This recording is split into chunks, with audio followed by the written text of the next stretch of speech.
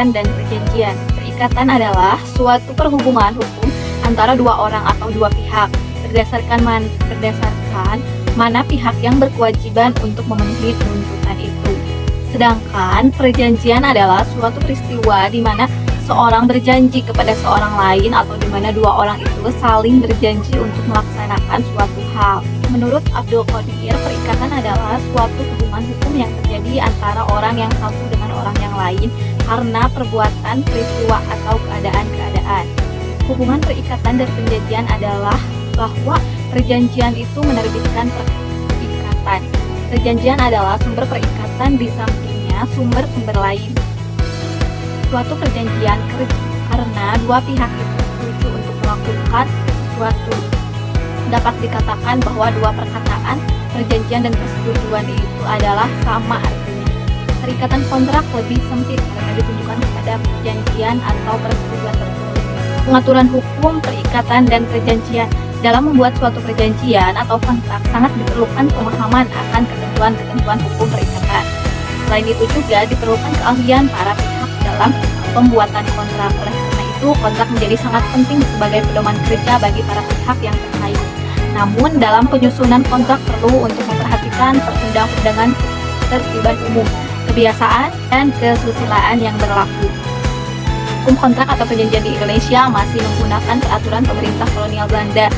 Dalam kitab Undang-Undang Hukum Perdata menganut sistem terbuka, open system. Artinya bahwa para pihak bebas mengadakan kontrak dengan siapapun, menentukan syarat-syaratnya, pelaksanaannya, maupun bentuk kontraknya baik secara tertulis maupun lisan. Di samping itu, diperkenankan membuat kontrak baik yang telah dikenal dalam KUH Perdata. Hal ini sesuai dengan pasal 1338 ayat 1 KUH Perdata yang berbunyi, semua perjanjian yang dibuat secara sah berlaku sebagai undang-undang bagi mereka yang membuatnya. Dalam perencanaan atau pembuatan kontrak, hal penting yang harus diperhatikan oleh para pihak adalah syarat sahnya perjanjian atau kontrak sebagaimana diatur dalam pasal 1320 Kitab Undang-Undang Hukum Perdata, yang pada intinya mengatur tentang 1. Sepakat para pihak, 2. Kecakapan para pihak, 3. Objek tertentu, dan 4. Sebab yang halal. Syarat 1 dan 2 disebut syarat subjektif karena menyangkut subjek pembuatan kontrak. Akibat hukum tidak dipenuhinya syarat subjektif, maka kontrak dapat dibatalkan. Artinya akan dibatalkan atau tidak terserah pihak yang berkepentingan. Syarat 3 dan 4 disebut syarat objektif karena menyangkut objek kontrak. Akibat hukum, jika tidak dipenuhi syarat objektif, maka kontrak itu batal demi hukum. Artinya kontrak itu sejak semula dianggap tidak pernah ada. Juga perjanjian yang bertentangan dengan undang-undang kesusilaan dan ketertiban umum adalah batal demi hukum. Nah, kemudian jenis-jenis perikatan. 1. Jenis-jenis perikatan. Perikatan dapat dibedakan menjadi yang pertama, perikatan untuk memberikan sesuatu, berbuat sesuatu, dan tidak berbuat sesuatu. Perikatan untuk memberikan sesuatu, given, dan untuk berbuat sesuatu dinamakan perikatan positif, dan perikatan untuk tidak membuat sesuatu dinamakan perikatan negatif. Mengenai perikatan untuk memberikan sesuatu diatur dalam pasal 1235 KUH Perdata.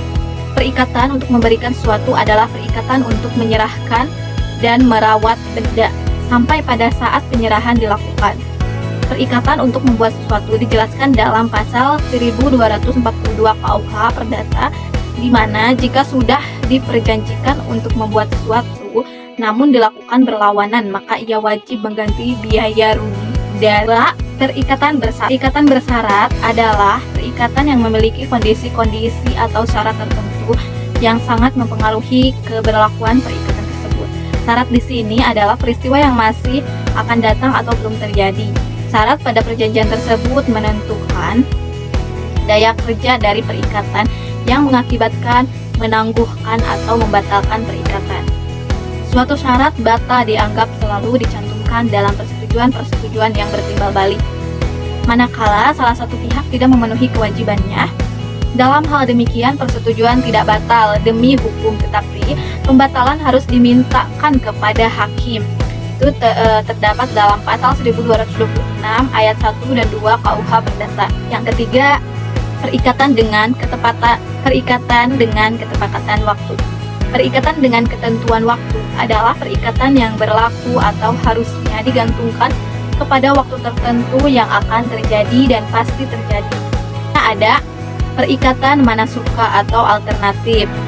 Perikatan alternatif adalah suatu perikatan di mana debitur berkewajiban melaksanakan satu dari dua atau lebih prestasi yang dipilih, dengan pengertian bahwa pelaksanaan daripada salah satu prestasi mengakhiri perikatan.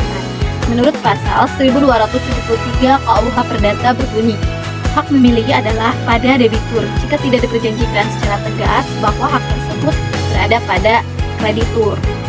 Selanjutnya yaitu perikatan tanggung-menanggung. Perikatan ini terjadi apabila salah satu pihak dalam perikatan tersebut terdiri dari beberapa orang, baik itu adalah debitur atau kreditur. Suatu perikatan adalah solidaire atau tanggung renteng jika berdasarkan kehendak para pihak atau ketentuan undang-undang. Yang pertama, setiap kreditur dari dua atau lebih kreditur dapat menuntut keseluruhan prestasi dari debitur, dengan pengertian pemenuhan terhadap seorang kreditur membebaskan debitur dari kreditur-kreditur lainnya atau tanggung renteng aktif. Yang kedua, setiap debitur dari dua atau debitur berkewajiban terhadap kreditur atas keseluruhan prestasi dengan dipenuhinya prestasi oleh salah seorang debitur membebaskan debitur-debitur lainnya. Untuk selanjutnya ada perikatan yang dapat dibagi dan yang tidak dapat dibagi. Apakah suatu perikatan dapat dibagi atau tidak? Tergantung apakah prestasinya dapat dibagi-bagi atau tidak. Selain itu, hal tersebut juga merupakan bawaan dari sifat benda yang menjadi objek perikatan serta berdasarkan maksud dan tujuan para pihak. Setiap debitur hanya dapat menuntut bagian-bagiannya sendiri. Setiap debitur hanya dapat menuntut bagian-bagiannya sendiri. Selanjutnya ada perikatan dengan ancaman hukum. Ancaman hukum di sini adalah suatu ketentuan yang menjamin pelaksanaan prestasi. Maksud dari ancaman hukum tersebut adalah 1. Untuk memastikan agar perikatan itu benar-benar dipenuhi. 2. Untuk menetapkan jumlah ganti rugi tertentu apabila terjadi loss prestasi dan untuk menghindari pertengkaran tentang hal itu. Penegakan hukum oleh hakim. Yang pertama, kedudukan peranan hakim dalam perkara perdata dalam hubungan industrial. Pengadilan hubungan industrial dalam sistem peradilan Indonesia termasuk pengadilan khusus dalam lapangan peradilan umum. Hal tersebut sesuai dengan pasal 55 Undang-Undang Nomor 2 Tahun 2004 tentang penyelesaian perselisihan hubungan industrial. Penyelesaian perselisihan hubungan industrial melalui pengadilan hubungan industrial masih memberlakukan hukum acara perdata yang termasuk pada ruang lingkup peradilan umum, kecuali diatur dengan ketentuan yang berbeda dalam Undang-Undang Nomor 2 Tahun 2004. Undang-Undang Nomor 2 Tahun 2004 menyatakan bahwa hakim yang bersidang terdiri dari 3 hakim. Yang pertama hakim karir dan kedua hakim ad hoc. Hakim ad hoc adalah anggota majelis hakim yang ditunjuk dari organisasi pekerja dan organisasi pengusaha. Hakim ad hoc merupakan orang yang dianggap mengerti dan memahami hukum perhubungan saat ini dengan baik. Tujuannya karena hukum perhubungan ini mempunyai sifat yang spesifik, maka dibutuhkan orang-orang khusus yang mengerti permasalahan perburuhan. Masalah perburuhan tidak humanis, ada faktor sosial, ekonomi, politik, dan sebagainya. Berbeda dengan hakim peradilan umum yang merupakan murni hukum, susunan pengadilan hubungan industrial terdiri dari yang pertama hakim, yang kedua hakim ad hoc mewakili organisasi pekerja dan organisasi pengusaha. Yang ketiga panitera muda dan panitera pengganti. Hakim pengadilan hubungan industrial bertugas dan berwenang memeriksa dan memutus. Yang pertama di tingkat pertama mengenai perselisihan hak, yang kedua di tingkat pertama dan terakhir mengenai perselisihan kepentingan, yang ketiga di tingkat pertama mengenai perselisihan pemutusan hubungan kerja, dan keempat di tingkat pertama dan terakhir mengenai perselisihan antar serikat pekerja dan serikat buruh. Yang kedua, hakim keadilan. Hakim tidak boleh menolak mengadili perkara yang diajukan kepadanya dengan dalih bahwa hukum tidak atau kurang jelas, melainkan ia wajib memeriksa dan mengadilinya. Pasal 14 ayat 1 Undang-Undang Nomor 48 Tahun 2009 tentang kekuasaan kehakiman, hakim dianggap sebagai orang yang bijaksana. Tempat orang bertanya, maka dianggap tahu akan hukumnya meskipun mungkin tidak tahu pada hakikatnya, dan seorang hakim diharapkan untuk mempertimbangkan dan memutuskan tentang siapa yang selanjutnya, konsep ketenaga kerjaan. Yang pertama, sejarah perkembangan hukum ketenaga kerjaan di Indonesia. Di Indonesia, Hindia Belanda, dalam literatur hukum perhubungan yang ada, riwayat hubungan perhubungan diawali dengan suatu masa yang sangat suram, yakni zaman perbudakan. Lodi dan Poenare saksi. Perbudakan adalah suatu peristiwa di mana seseorang yang disebut budak melakukan pekerjaan yang di bawah pimpinan orang lain. Para budak ini tidak mempunyai hak apapun termasuk hak atas kehidupannya. Lodi merupakan kerja paksa yang dilakukan oleh rakyat untuk kepentingan pihak penguasa atau pihak lain dengan tanpa pemberian upah. Dilakukan di luar batas kemanusiaan. Sedangkan Poenare saksi, yaitu pengenaan hukuman kepada buruh yang tidak melaksanakan pekerjaan. Poenare saksi terjadi karena adanya kebijaksanaan agraris Wet tahun 1870 yang berimplikasi pada ketersediaan lahan perkebunan swasta yang sangat besar. Untuk itu dibuatlah ketentuan bahwa buruh yang tiada alasan yang dapat diterima meninggalkan atau menolak melakukan pekerjaan dapat dipidana dengan denda antara Rp 15 sampai Rp 25 atau dengan kerja paksa selama 7 sampai 12 hari. Gambaran di atas menunjukkan bahwa riwayat timbulnya hubungan perhubungan itu dimulai dari peristiwa pahit, yakni penindasan dan perlakuan di luar batas kemanusiaan yang dilakukan oleh pihak-pihak yang kemampuan secara sosial ekonomi maupun penguasa pada saat itu. Pada budak atau pekerja tidak diberi hak apapun, yang ini miliki hanyalah kewajiban untuk menaati perintah dari majikan atau tuannya. Nasib para budak atau pekerja hanya dijadikan barang atau objek yang kehilangan hak kodratnya sebagai manusia yang bermartabat. Yang kedua, pengertian hubungan kerja.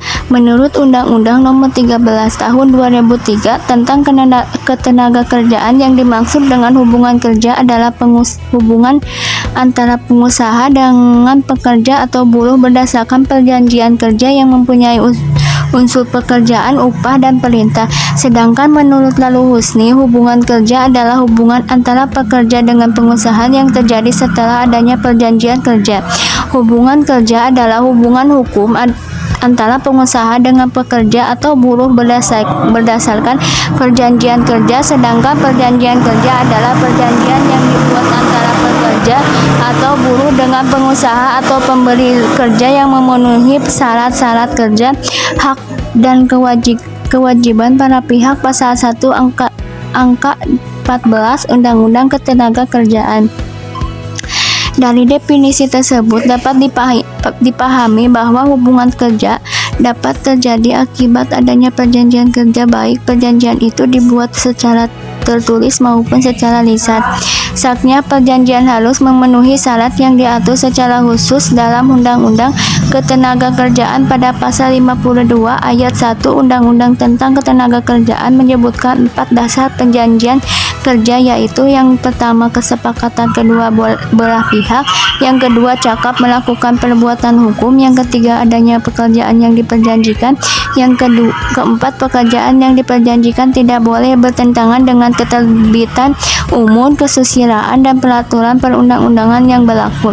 Setelah terbentuknya hubungan kerja akad, maka sepanjang berjalannya dengan hubungan kerja tersebut bisa saja terjadi permasalahan yang akan mengakibatkan terjadinya pemutusan hubungan kerja PHK. Yang selanjutnya 3. Pengertian pesangon. Menurut Lalu Husni, uang pesangon merupakan pembayaran dalam bentuk uang dari pengusaha kepada buruh atau pekerja sebagai akibat adanya pemutusan hubungan kerja atau PHK yang jumlahnya disesuaikan dengan masa kerja buruh atau pekerja yang bersangkutan. Dalam keputusan Menteri Tenaga Kerja nomor 150 Men 2000 tentang penyelesaian pemutusan hubungan kerja dan penetapan uang pesangon, uang penghargaan masa kerja dan ganti kerugian di perusahaan, disebutkan bahwa uang pesangon adalah pembayaran berupa uang dari pengusaha kepada pekerja sebagai akibat adanya pemutusan hubungan kerja. Pengertian pemutusan hubungan kerja atau PHK. Definisi pemutusan hubungan kerja menurut pasal 1 ayat 25 Undang-Undang Nomor 13 Tahun 2003 tentang Ketenagakerjaan dijelaskan bahwa pemutusan hubungan kerja adalah pengakhiran hubungan kerja karena suatu hal tertentu yang mengakibatkan berakhirnya hak dan kewajiban antara buruh atau pekerja dan pengusaha. Dengan demikian, pemutusan hubungan kerja merupakan segala macam pengakhiran dari pekerja, pengakhiran untuk mendapatkan mata pencaharian, pengakhiran untuk membiayai keluarga, dan masa pengakhiran untuk biaya pengobatan, rekreasi, dan lain-lain. Jenis-jenis pemutusan hubungan kerja. Pada dasarnya, cara terjadinya pemutusan hubungan kerja ada 4 jenis, yaitu yang pertama, ada pemutusan hubungan kerja demi hukum. PHK demi hukum terjadi karena alasan batas waktu masa kerja yang disepakati telah habis atau apabila buruh meninggal dunia.